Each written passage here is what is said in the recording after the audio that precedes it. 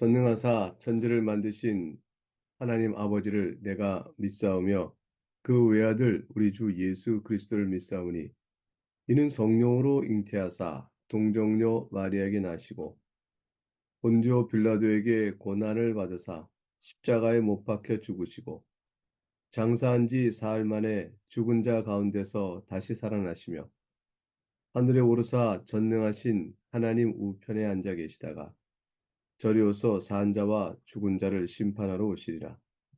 성령을 믿사오며 거룩한 공예와 성도가 서로 교통하는 것과 죄를 사하여 주시는 것과 몸이 다시 사는 것과 영원히 사는 것을 믿사옵나이다. 아멘. 함께 올릴 찬송은 찬송가 149장, 찬송가 149장 1절과 4절 찬송합니다. 찬송가 149장 1절과 4절. 주 달려 죽은 십자가 우리가 생각할 때에 세상에 속한 욕심은 헛된 줄 알고 버리네. 온 세상 만물 가져도 주내 못 따가겠네. 놀라운 사랑 받은 나 몸으로 죄물 삼겠네. 아멘.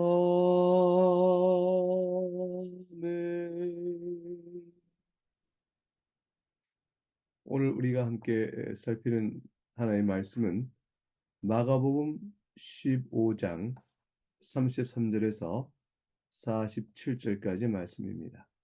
마가복음 15장 33절에서 47절까지 말씀. 이제 복단 하나의 말씀을 내용을 살피면서 받들어 읽고 또 보도록 하겠습니다. 오늘 본문은 33절 시작하는 자리에서 한 시간을 말합니다. 제6시가 되었다. 이때쯤이면 오늘 예수님께서 십자가에 달리신 지 3시간쯤 지난 때입니다. 예수님께서 십자가에 달리신 것은 15장 25절에서 우리 보듯이 시각을 3시라 이렇게 기록되어 있죠. 이 시각은 우리 시간을 따지면 아침 9시입니다. 밤새 신문을 받으시고 그 밤새 이곳저곳 끌려다니시면서 신문 받으시다가 결국 이른 아침부터 갈보리 언덕으로 끌려가셨고 오전 9시에 십자가에 달리신 것입니다.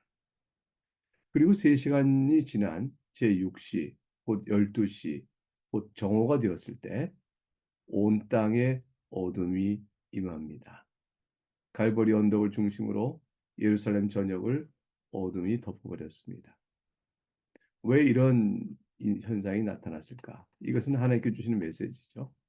이 어둠은 하나님의 진노와 심판을 나타냅니다. 하나님께서 누구를 향하여 이 진노와 심판을 보이고 계시는 것일까요? 아마도 제사장들과 장로들은 하나님께서 예수를 향하여 그랬을 것이라 이렇게 생각했을 것입니다. 이 어둠이 하나님의 진노와 심판이라고 그들이 이해했단 말이죠. 그리고 그들은 그러면 이것을 바로 십자가에 달려 그들이 죽인 예수를 향한 하나님의 진노라고 생각했을 것입니다. 자신들은 하나님 편이고 예수님은 하나님을 거슬린 사람이라고 보았기 때문이죠. 예수님이 모세 율법을 거슬려 행하였기 때문에 그리고 무엇보다도 자신을 하나님의 아들이라고 지칭하는 그런 자칭하는 신성 모독의 죄를 범하였기 때문에 하나님의 진노를 받고 있음을 보이는 것이라고 판단을 하였을 것입니다. 그리고 조롱과 멸시의 마음을 더욱더 확고히 하였을 것입니다. 그러나 제사장과 장로들은 이 어둠이 정작 예수를 향한 진노가 되는 이유, 그 까닭을 알지 못했습니다. 그것은 예수님이 하나님을 향하여 원수가 되었다는 사실은 맞지만 그것이 자신들은 옳고 예수님이 틀렸기 때문이 아니었습니다. 예수를 향한 진노가 내려진 것은 예수님이 바로 십자가에 달리시어 자신의 양떼를 자신의 백성의 죄를 다 짊어졌기 때문이었죠. 만일 제사장과 서기관들 가운데 하나님의 긍휼을 입어 구원을 받을 자가 있다면 바로 그들 자신을 위해서 받으신 심판이었습니다. 우리 죄를 짊어지는 어린 양을 무서운 하나님 심판을 받으시는 어린 양을 그들은 보지 못하고 있었습니다. 바로 그것이 그들 가운데 구원을 받을 자가 있다면 자신의 죄를 위한 것인 것을 보지 못한 것이었죠. 예수님께서는 자신의 죄로 인해서 스스로 하나님의 율법을 거슬려서 그리하여 심판을 받는 것이 아니라 바로 자신의 양떼를 위하여 받는 것이었습니다. 여러분과 저의 죄를 위해서 그러하신 것이었습니다. 이 저주의 심판을 멸시와 모멸 가운데 택한 백성 자기 양떼를 위하여 홀로 받으시는 것, 그것이 바로 메시아의 사역이었던 것입니다. 34절의 말씀, 그 말씀을 이러합니다. 하나님의 말씀을 읽습니다. 제9시에 예수께서 크게 소리지시되 엘리 엘리 라바 사막다니 하시니 이를 번역하면 나의 하나님 나의 하나님 어찌하여 나를 버리셨나이까 라는 뜻이라. 하나님 말씀입니다. 이 귀한 말씀 앞에서 우리는 예수님께서 메시아로서 홀로 우리 죄를 향한 하나님의 진노를 받고 계시다는 사실을 바로 알 수 있습니다. 이 말씀은 제9시쯤에 하셨다고 하니 이제 6을 더하면 유대인의 시간의 9시에서 6을 더하면 우리의 시간이 되는데 그럼 어둠이 내린 지 3시간이 지나간 때였죠. 이제는 오후 3시가 된 것입니다. 이때쯤이 바로 예수님께서 십자가에서 이 땅의 삶을 마치는 그러한 순간입니다. 저주의 심판을 거의 다 받으시고 운명의 시간이 다가온 바로 그때였습니다.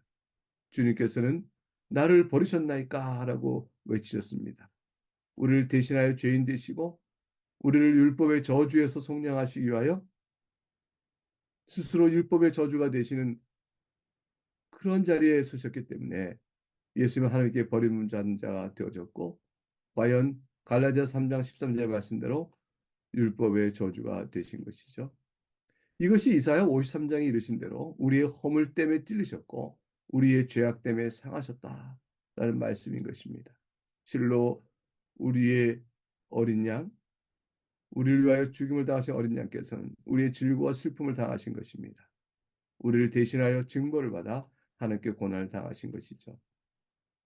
예수님께서 엘리엘 나바사 걷다니 어찌 나를 버리시나니까 라고 말씀하신 것을 오해하여 하나님 아들이신 성자 하나님께서 이 땅에 오셔서 이제 하나님과 하나님 사이, 즉 성부와 성자와 성령 삼위 세 위격이신 삼일체 하나님 사이의 관계가 이제 깨지고 그 세 위격이 서로 버리신 것이라 이렇게 생각해 삼일체의 신간에 무슨 문제가 생겼다 생각하면 절코 안 됩니다. 하나님으로서 신성에 따라 영원토록 경고하며 영원토록 계시는 하나님은 우리의 중보를 위한 그 사역을 행하시면서 신성 본성상의 어떤 변화를 겪는 분이 아닙니다. 예수님께서 우리 어찌하여 나를 버리셨나이까 라는 말은 우리의 중보자로서 버림을 받으셨다라는 것이죠. 즉 인성을 따라 우리의 참 중보자 되신 예수 그리스도, 신성을 따라 완전한 하나님이시며 인성을 따라 완전한 또 사람이신 주님께서 우리 중보자가 되셔서 우리의 죄를 대신 갚기 위한 그 자리에 처실 때 하나님 앞에서 철저히 죄인으로 진노를 받아 외면당하시고 끊어짐을 당하시고 저주를 받으셨음을 뜻하는 것입니다. 어찌하여라고 주님께서 물으셨습니다. 그것은 정말로 버림을 당하셨기 때문인 것이죠. 중보자로서 완전한 버림을 당하신 것입니다. 예수님은 중보자로서 이 땅에 계신 동안에도 더없는 하나님을 사랑하는 아들이었고 하나님 또한 더없이 사랑하는 아들이셨습니다. 신성에 따라 제2위격인 성자 하나님께서 성부와 성령 사이에 누리시는 더없는 사랑의 관계, 서로 안에 계시고 서로 안에 들어가 계시는 그러한 관계, 그 관계가 인성을 따라 우리와 같이 사람이 됐을 때도 예수님은 하나님을 사랑하고 하나님 또한 사랑하시는 더없는 아버지와 아들의 관계로 계셨습니다. 중보자이신 예수님께서는 하나님 사이에 더없는 사랑의 친밀한 교제 가운데 계셨습니다. 그러나 이제는 그 예수님께서 하나님께로부터 저주를 받은 것입니다. 완전히 내버림을 받아 당한 것입니다. 그리하여 이제는 그 더없는 친밀한 사랑의 관계였던 예수님께서 이제는 그 친밀한 교제에서 완전히 반대되는 내어 쫓기는 저주의 상태로 되어졌음을 말하는 이 차이를 들어서 어찌하여 라고 말하고 있는 것입니다. 완전히 뒤바뀌어진 상황. 그것을 말하고 있는 것이죠. 예수님은 저주 아래 있으므로 그 이전의 사랑의 관계에서 어찌하여 말하고 있는 것이지 자신이 중보자로서 저주를 받고 있다는 사실에 대한 신학적 이해, 부름의 이해를 모르고 있는 것이 결코 아닙니다. 예수님께서 어찌하여 나를 버리셨나이까 부르실 때 따라서 하나님을 원망하거나 자신의 처지를 절망하고 있는 것이 아닌 것이죠. 예수님께서는 하나님을 향한 굳건한 믿음을 여전히 가지면서 나의 하나님이라고 부르고 있는 것입니다. 그러므로 예수님께서는 두 가지 지각이 있었다 할 수 있습니다. 하나는 인성에 따라 자신이 겪으시 하는 중보자로서 겪는 무서운 진노였습니다. 그것은 아버지 왜 저를 버리시나이까? 라고 저유할 수밖에 없는 무서운 심판을 뜻합니다. 그 심판이 얼마나 무서운 것인가를 그 표현 속에 담고 있는 것이죠. 왜 저를 버리시나이까? 라는 말씀 속에 담겨 있는 심판의 무게와 그 고통의 크기를 우리가 알 수 있어야 할 것입니다. 다른 하나는 그럼에도 불구하고 여전히 예수님은 믿음에 따른 지식이 있었죠. 자신이 겪는 모든 일에도 불구하고 하나님께서는 자신을 사랑하시며 또한 자신을 결코 버리지 않는다는 믿음이죠. 그것은 중보자로서 하나님과 아들 사이에 누렸던 사랑의 신뢰입니다. 실제로 겪는 일 가운데서는 이것은 버림받은 것이요 율법의 저주 아래 있는 것이라 하고 말할 수밖에 없지만 그러나 여전히 하나님을 신뢰하고 있는 의지하는 두 분 사이의 사랑의 관계의 믿음을 또한 보이고 있는 것이라 할 것입니다. 35절과 36절의 말씀을 읽겠습니다. 곁에 섰던 자 중 어떤 이들이 듣고 가로되 보라 엘리야를 부른다 하고 한 사람이 달려가서 해융의 신포도주를 머금게 하여 갈대에 꿰어 마시우고 가로되 가만두어라 엘리야가 와서 저를 내려주나 보자 하더라. 하나님의 말씀입니다. 하나님께 감사합니다.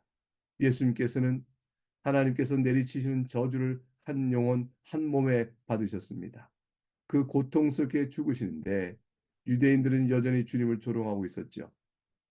엘리 엘리 이것은 하나님을 부른다는 말인 것을 뻔히 그들은 알고 있었습니다. 그러나 그들은 발음이 유사하여 신음 속에 하시는 말씀을 하여 엘리야로 바꾸어 부릅니다. 그들이 예수를 바라보는 신관인 거죠. 조롱이었습니다. 왜냐하면 말라기 4장 5절에 여호와의 크고 두려운 날이 이르기 전에 내가 선지자 엘리야를 너희에게 보내리니 하는 말씀을 떠올리는 것입니다. 그리스도가 오시기 전에 하나님께서 말세에 그리스도가 오시기 전에 선지자 엘리야를 보낸다고 하지 않으셨는가? 네가 그리스도냐? 그렇다면 너 이전에 엘리야가 와서 너를 도와야 할 것인데 지금 네가 엘리야를 찾는가라고 조롱하고 있는 것이죠. 이미 그리스도에 오시는 것과 관련된 구약의 말씀을 이용하여 참된 그리스도께서 바로 자신들의 죄를 위하여 그 중에 택한 자의 죄를 위하여 죽으시고 계시는 그 순간에 그들은 왜곡하여 조롱하는 말로 엘리를 엘리야로 바꾸어 말하고 있는 것입니다. 그들 가운데 택한 백성이 있다면 그 그리스도의 죽으심이 바로 자신의 죄를 위한 것을 사도들의 복음을 통하여 아는 자가 있다면 그들은 그 순간에 십자가를 조롱했던 자기 입술과 자기를 얼마나 한탄하며 회개를 하겠습니까?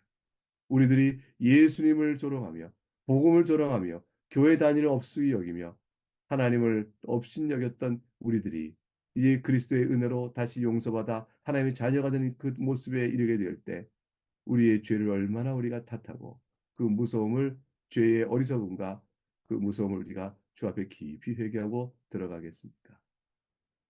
그러나 주님은 저들의 조롱을 받으십니다. 한 사람이 해면에 심포도를 입에 넣어주려 했습니다. 그러자 해용에 잠긴 심포도를 주님께서 받지 않으십니다. 이를 말이 어떤 이가 엘리야가 와서 내려주나 보자 하며 조롱을 합니다. 뭘 그렇게 수고를 하냐라는 것이죠. 예수께서 큰 소리를 지르시고 운명하셨다. 37절에 기록되어 있습니다. 마지막에 다시 크게 소리를 지르셨습니다.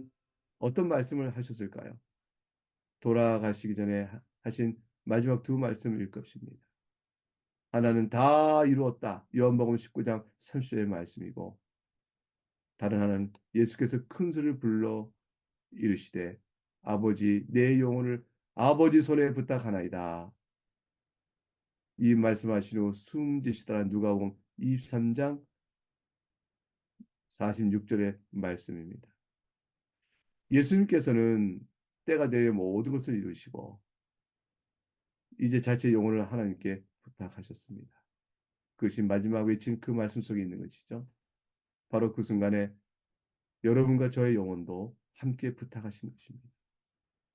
우리의 소망은 그리스도에게 있고 내 목숨을 버리는 것도 다시 얻기 위하여 하신 그리스도의 말씀, 그 말씀대로 이제 주님께서는 주의 죽으심으로 우리에게 생명을 주십니다. 예수의 피밖에는 구원이 없는 것입니다.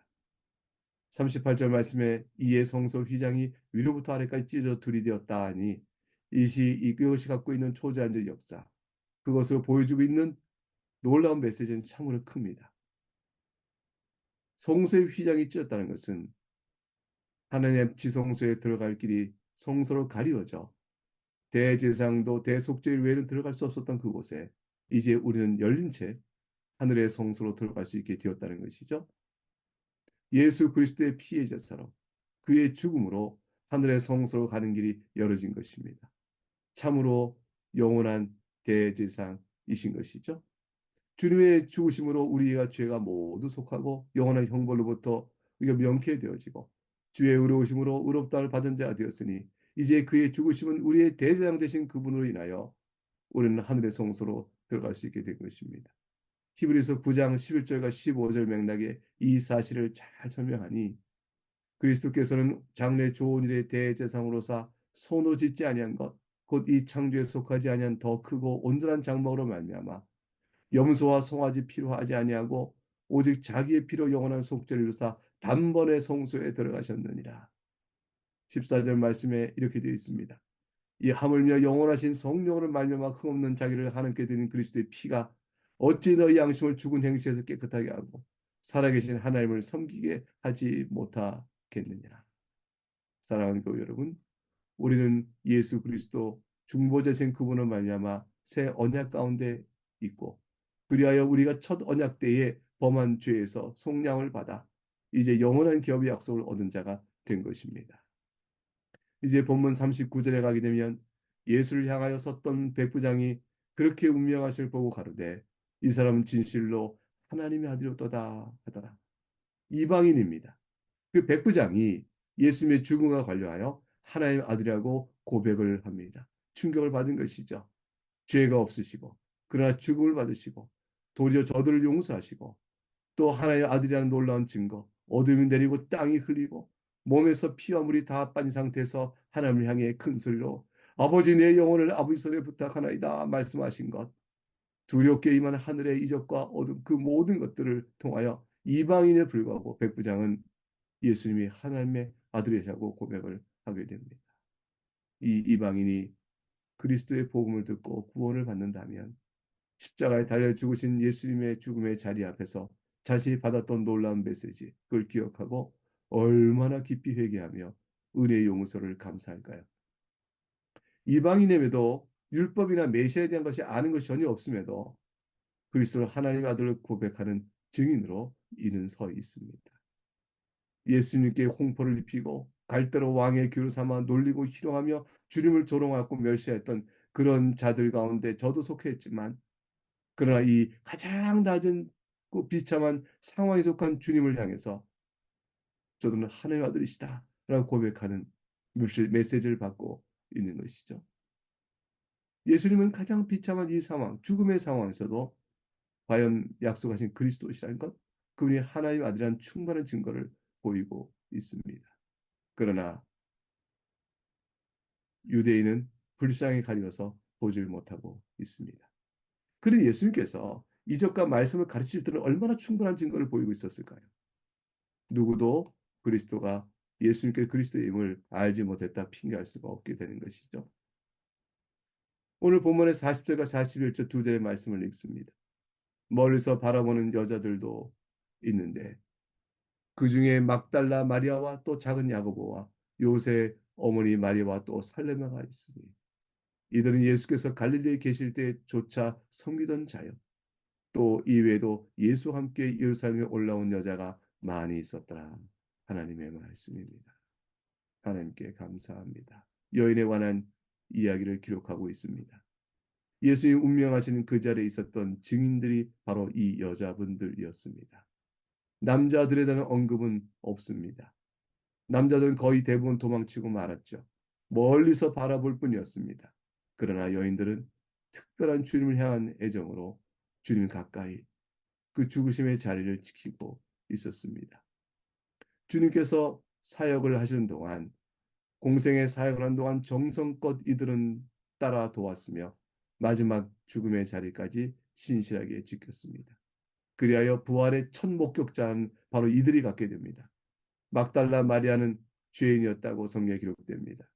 여인들은 한평생 복음의 증언자로 복된 인생을 그러나 도리어 살게 되었죠. 오직 진리를 기뻐하며 주님과 동의한 여인들은 하늘로부터 커다란 칭찬을 듣는 분들로 기록되고 오늘날 우리에게 교훈으로 남고 있습니다. 세상에서 하찮은 대로 여겨진다 할지라도 저들이 무엇을 하겠는가 싶을더라도 그러나 그들은 복음의 증언자로 섰을 때 그들의 복음의 복된 인생이 되어지고 도망간 제자들과 달리 이들은 주님을 가장 가까이 목도한 자로서 오늘 보는 성경에 기록되어지며 우리에게 교훈을 주는 것입니다. 이제 다시 42절부터 말씀을 46절까지 읽도록 하겠습니다. 이날은 예비일 곧 안식일 전날이므로 저물었을 때에 아리마대 사람 요셉이 와서 당돌이 빌라도에게 들어가 예수의 시체를 달라 하니 이 사람은 존귀한 공의형이요 하나님의 나라를 기다리는 자라. 빌라도는 예수께서 벌써 죽었을까 하고 이상히 여겨 백부장을 불러 죽은 지 오래냐 묻고 백부장이 알아본 후에 요셉에게 시체를 내어주는지라. 요셉이 세마포를 사고 예수를 내려다가 이것으로 싸서 바위 속에 판 무덤에 넣어두고 돌을 굴려 무덤 문에 놓으매. 요셉은 공의 회원이었습니다. 누가복음 23장에 기록되어 있습니다.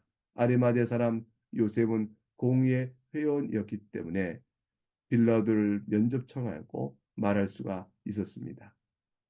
이 요셉은 의로운 사람이었고 예수를 넘겨주는 일에 찬성하지 아니하였습니다.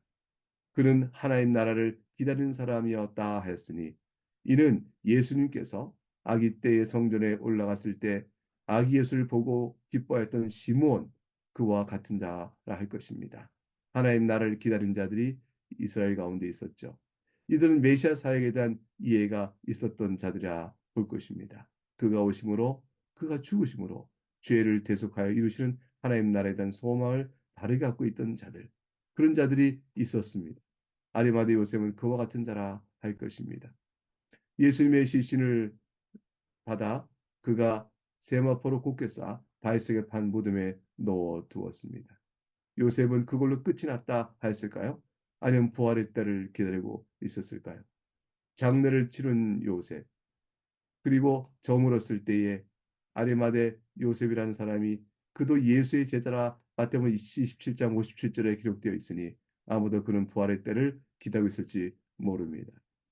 저물었을 때라는 것은 예수님이 달리신 날이 금요일 그것이 바로 6월절 그 다음 날에였는데 저들이 안식일이 겹치자 목요일 저녁 때에 안식을 지내지 아니하고 금요일 저녁 때 안식일을 지내게 된 거죠.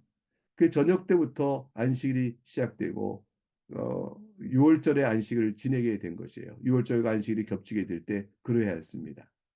그러므로 결국 6월절 쉰 날을 금요일 밤부터 지내게 되니까 그 양을 준비한 6월절 어린 양을 그날 오후에 잡아 그들의 6월절 어린 양의 양식으로 준비하죠. 결국 그 잡는 그 시간이 예수님이 십자가에 달려 죽으신 날이었습니다. 오후 3시가 되어집니다. 6월절 안식일이 이르기 전에 빌라도를 찾아와서 시신을 안치하고자 했습니다. 예수님께 십자가에 달릴 시간은 총 6시간 정도로 헤아려집니다. 오전 9시에 달리셔서 오후 3시에 임종을 하십니다. 빌라도는 벌써 죽으셨는가 했죠. 백부장을 불러 물었습니다. 백부장은 전문가였습니다. 십자가에 채용하여 죽은 자의 시신을 오해할 자가 아닌 것이죠. 백부장이 그러합니다. 라고 말하자 시신을 내어주었습니다. 47절 오늘 본문의 마지막 주의 말씀입니다. 때에 막달라 마리아와 요새의 어머니 마리아가 예수 둔 곳을 보더라. 하나님의 말씀입니다. 예수님의 장례를 보고 있었던 다른 사람들이 있었습니다.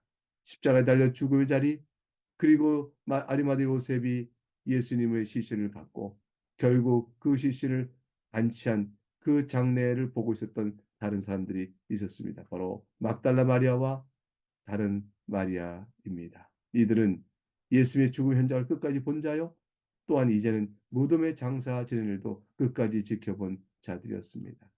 그리고 이들은 예수님을 향한 사랑으로 그에게 행하신 모든을 지켜본 이들은 끝까지 주님을 사랑한 자며 마침내 부활의 영광을 첫 번째 목격한 그런 자들이 되어집니다. 안식일 후에 무덤에 갔다가 부활을 보게 되어지죠. 여러분도 끝까지 그리스도와 함께 가실 수 있겠습니까? 주님의 마지막 죽음의 자리는 메시아서 걷는 길이므로 우리가 그 일에 참여하지 못할 것입니다.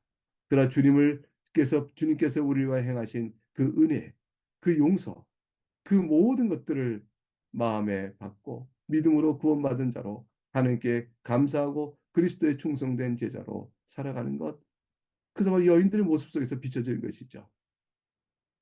예수님을 끝까지 사랑하고 주님만을 바라고 주님 앞에 여러분의 인생의 모든 목적을 내려놓고 살아갈 수 있기를 바랍니다. 왜 그럴까요? 현세의 삶은 잠깐이고 죄 중에 있는 현세의 삶에서 구원하다 하나님과 함께 영원토록 교제하는 복된 영광의 삶을 우리 주 예수 그리스도로 말미암아 우리가 받았기 때문입니다.